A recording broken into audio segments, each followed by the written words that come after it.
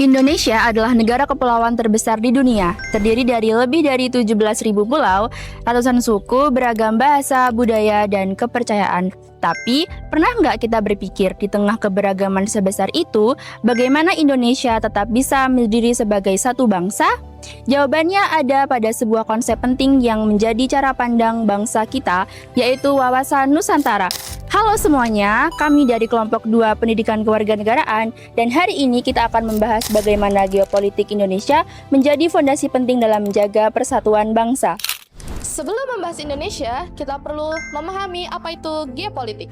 Secara sederhana, geopolitik adalah cara sebuah negara memanfaatkan kondisi geografisnya untuk menentukan strategi, kebijakan, dan arah masa depannya. Artinya, letak geografis bukan sekedar posisi di peta. Gunung, laut, jalur perdagangan, sumber daya alam, sampai posisi strategi sebuah negara, semuanya mempengaruhi bagaimana negara itu bertahan dan berkembang.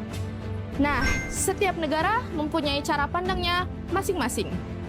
Dan di Indonesia, konsep geopolitik itu dikenal dengan nama wawasan Nusantara. Wawasan Nusantara adalah cara bangsa Indonesia memandang dirinya sebagai satu kesatuan yang utuh.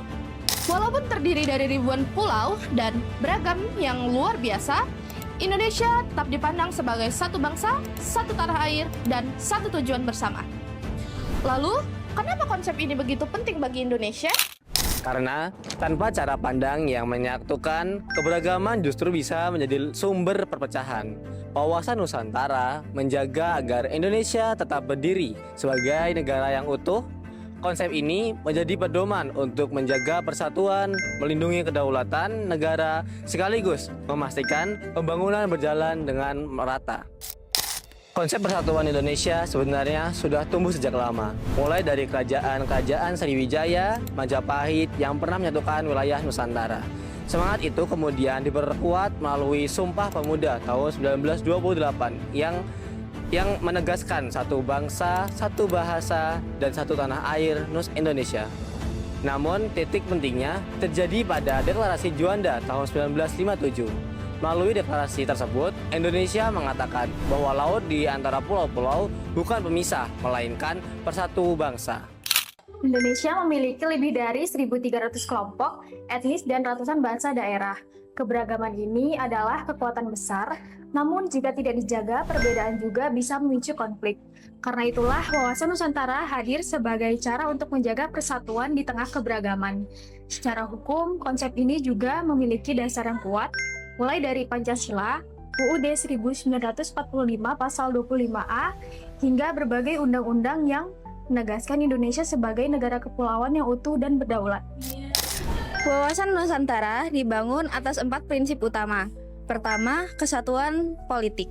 Artinya, seluruh wilayah Indonesia berada dalam satu pemerintahan yang sah. Kedua, kesatuan ekonomi. Kekayaan alam Indonesia harus dikelola untuk kesejahteraan seluruh rakyat. Ketiga, kesatuan sosial budaya. Keberagaman budaya bukan pemisah, melainkan identitas bersama. Dan keempat, kesatuan pertahanan dan keamanan. Ancaman terhadap satu daerah berarti ancaman terhadap seluruh Indonesia. Secara geografis, Indonesia berada di posisi yang sangat strategis. Kita berada di antara dua benua, Asia dan Australia, serta di antara dua samudra besar, Hindia dan Pasifik. Posisi ini menjadikan Indonesia sebagai jalur penting perdagangan dunia. Namun, posisi strategis selalu membawa dua hal, peluang sekaligus tantangan. Di era modern, tantangan Indonesia semakin kompleks. Globalisasi membawa budaya luar yang kadang mengikis nilai kebersamaan.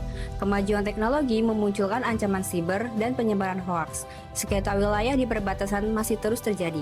Belum lagi perubahan iklim yang menjadi ancaman serius bagi negara kepulauan seperti di Indonesia. Semua ini membuktikan bahwa menjaga persatuan bangsa hari ini tidak semudah dulu. Di tengah berbagai tantangan itu, wawasan Nusantara menjadi fondasi penting bagi masa depan Indonesia. Namun, Menjaga Indonesia bukan hanya tugas pemerintah. Kita semua punya peran masing-masing. Mulai dari meningkatkan literasi digital agar tidak mudah terprovokasi, menanamkan rasa cinta tanah air, menghargai keberagaman, mendukung pembangunan yang merata, dan menjaga persatuan di lingkungan sekitar kita. Karena pada akhirnya Indonesia akan tetap kuat bukan hanya karena wilayahnya yang luas, tapi karena rakyatnya memilih untuk tetap bersatu. Jadi, dapat kita pahami bahwa wawasan Nusantara bukan sekadar teori dalam pelajaran kewarganegaraan, melainkan cara pandang yang menjadi fondasi Indonesia untuk menjaga persatuan, kedaulatan, dan masa depan bangsa. Di tengah dunia yang terus berubah, satu hal yang harus tetap kita jaga adalah semangat persatuan, karena Indonesia yang besar hanya akan tetap berdiri jika seluruh rakyatnya tetap merasa menjadi satu bangsa. Terima kasih sudah menyaksikan. Sampai jumpa di konten edukasi berikutnya.